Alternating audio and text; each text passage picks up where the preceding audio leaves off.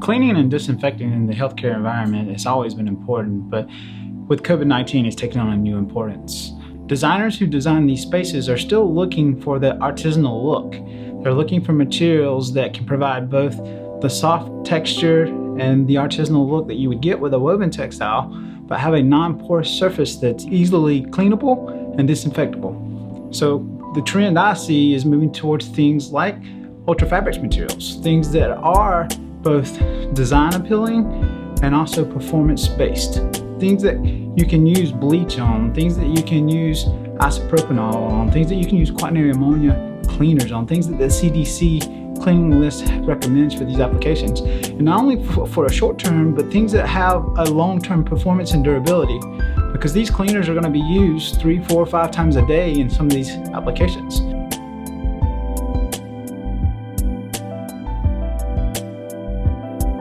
So when someone asks me about sustainability and talks about sustainability, the first thing I think about is some of the documentaries we've all seen and some of the reports that we've all seen about plastic bottles, plastic straws that are filling up the oceans.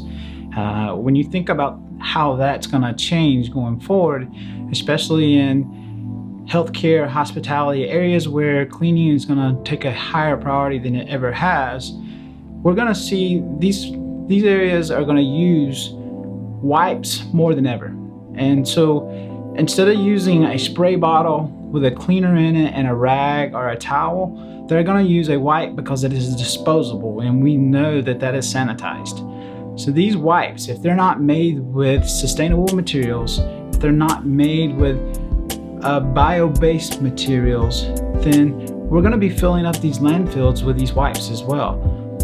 So I think about the soft surfaces that are used in these areas.